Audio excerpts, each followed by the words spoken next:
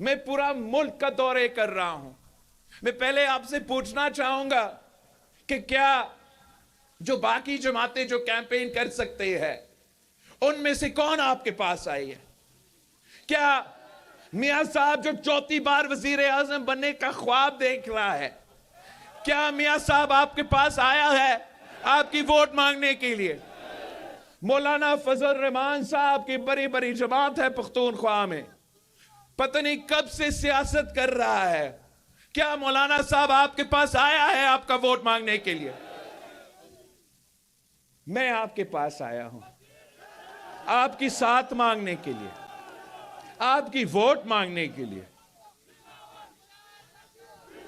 میں ان کی طرح نہیں ہوں، میں دائیں بائیں نہیں دیکھتا، میں عوام کی طرف دیکھتا ہوں، میں عوام پہ اعتماد کرتا ہوں. قائد عوام نے ہمیں یہ سکھایا کہ طاقت کا سرچشمہ عوام ہے، طاقت کا سرچشمہ عوام ہے، طاقت کا سرچشمہ عوام ہے. یہی وجہ ہے کہ میں نے اپنا انتخابی مہم اسی پختونخوا سے شروع کیا، جہاں لوگ کہتے تھے کہ سردی تھا، جہاں لوگ کہتے تھے کہ دہشت گردی کے واقعے تھے. میں نے تمام سیاسی جماعتوں ایک طرف، جتنے پارٹی کے کنونشنز میں نے اس صوبے میں کیے، جتنے میں نے پیپلز پارٹی کے جلسے اس صوبے میں کیے، کوئی اور مقابلہ نہیں کر سکتا.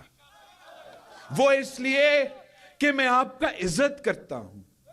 میں سمجھتا ہوں کہ پاکستان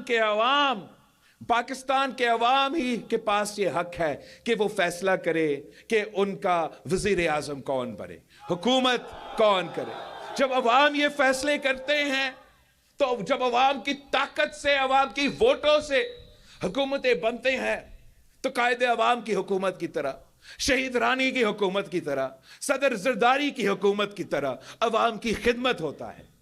جب کسی اور طریقے سے حکومت بنتے ہیں، چاہے وہ خان صاحب کا حکومت ہو، چاہے وہ میاں صاحب کا حکومت ہو، تو ان کا کام تو ہو جاتا ہے، عوام کا کام رہ جاتا ہے. یہ انہوں نے ثابت کر دیا ہے. آپ کو یاد ہے خان صاحب کہتا تھا کہ میں 50 لاکھ گھر بنا کے دوں گا. کتنے گھر بنا کے دی؟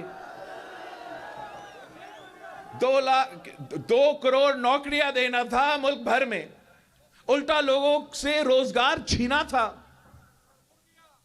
تو اس طریقے سے جب لوگ حکومت میں آتے ہیں کسی اور کی وجہ سے، تو وہ ان کی طرف ہی دیکھتے ہیں، عوام کو بھول جاتے ہیں. یہی وجہ ہے کہ آج پاکستان میں معاشی بحران ہے، ہمارا معاشرے میں بحران ہے.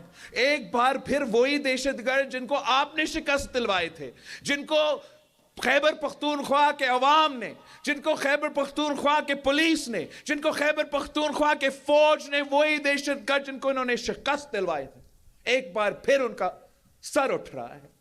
ہمارے پورے معاشرے میں ایک ایسا تقسیم پیدا ہوا ہے، ایک ایسا بحران پیدا ہوا ہے، یہی روایتی نفرت اور تقسیم کی سیاست کی وجہ سے.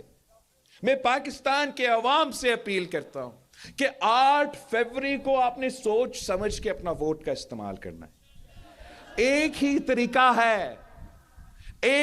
طریقہ ہے کہ یہ چوتھی بار والا سازش، یہ پرانے سیاست پہ مبنی سازش، یہ نفرت اور تقسیم کی سیاست کی سازش کو اگر آپ نے روکنا ہے، اگر آپ چاہتے ہو کہ میاں محمد نواز شریف صاحب آپ کا چوتھی بار وزیر اعظم نہ بنے، تو پھر اس صوبے کے عوام کو، اس ملک کے عوام کو یہ جاننا پڑے گا کہ ایک ہی نشان ہے جو ان کا راستہ روک سکتا ہے. ایک ہی نشان. آپ ہمارے شکل پسند کرے یا نہ کرے، میدان میں ہم ہیں اور وہ ہے.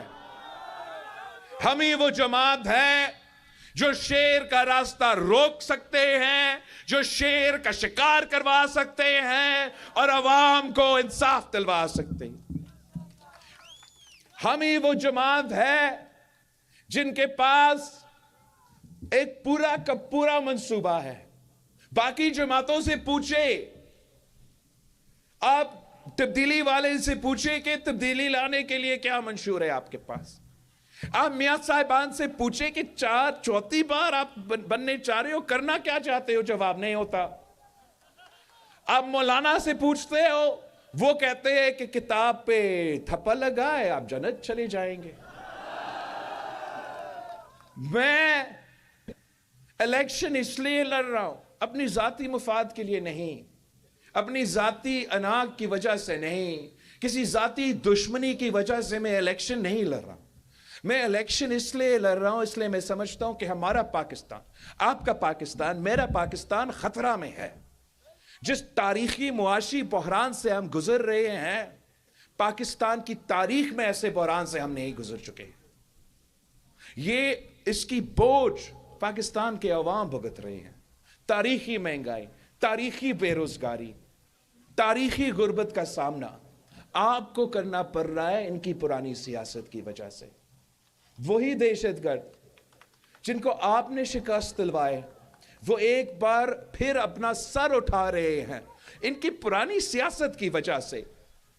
یہ کس قسم کی سیاست ہے, یہ کس قسم کی حکمرانی ہے؟ اب دنیا میں ایک مثال مجھے اٹھا کے دے جہاں کوئی ملک, کوئی قوم اپنا دشمن کو شکست دلوا دے. دہشت گردوں کو ہم نے پاٹا سے فاٹا سے نکال دیا, خون کی قربانی دے کے آپ نے ان کو شکست دلوائی تھی. کون ہوتا ہے خان صاحب کہ وہ شہداء کے خون پہ سودا کر کے ان کو دعوت دے کہ اسی قبائلی علاقوں میں آ کے آپ ایک بار پھر جو ہے آ کے رہے. ان کی فیصلوں کی وجہ سے آج ایک بار پھر وہ سر اٹھ رہا ہے. مگر یہ میرا آپ سے وعدہ ہے کہ میں اس سر کو کاٹوں گا. کبھی بھی نہیں یہ برداشت کروں گا کہ وہ دہشت گرد جنہوں نے میرے عوام کے خون کے ساتھ ہولی کھیلا تھا کہ وہ ایک بار پھر میرا ملک پہ مسلط ہو. ہم پہلے بھی لڑے تھے, آج بھی لڑنے کے لیے تیار ہے, مگر ہمارا سودا پہ سودا کرنے کے لیے تیار نہیں ہے, عوام کے حقوق پہ سودا کرنے کے لیے تیار نہیں ہے. اور معاشرے میں جو بحران پیدا ہوا ہے, آپ نے ایسے بحران کبھی دیکھا ہے؟ ایسے تقسیم, ایسے نفرت, مطلب بھائی بھائی سے لڑ رہا ہے, پاکستانی کو پاکستانی سے لڑوایا جا رہا ہے. اس طریقے سے کوئی ملک چل سکتا ہے؟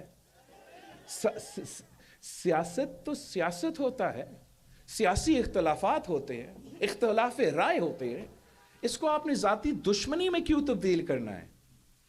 اس طریقے سے کوئی ملک نہیں چل سکتا, ہمارا ملک بھی نہیں چل سکتا. یہی وجہ ہے کہ میرا وعدہ ہے کہ حکومت میں آؤں گا, پہلے دن پہ جو بھی تمام سیاسی قیدی ہے, سیاسی کارکن جو سیاسی قیدی ہے, ان کو میں رہا کروں گا. اس لیے یہ ہمارا تاریخ ہے, ہمارا تاریخ ہے. شہید محترمہ بینظیر بھٹو وزیر اعظم بنی, وہ کہہ سکتی تھی جو بھی قائد عوام کو کی شہادت میں انوالو تھے, چاہے وہ جج صاحبان ہو, چاہے وہ سیاستدان ہو, چاہے وہ بیوروکریسی ہو, ان سب کو میں پھانسی پہ چڑھا دوں گی. مگر شہید بی بی نے کہا کہ جمہوریت بہترین انتقام ہے. شہید بی بی کو شہید کیا گیا, صدر زرداری کو 12 سال جیل میں ڈالا گیا, تشدد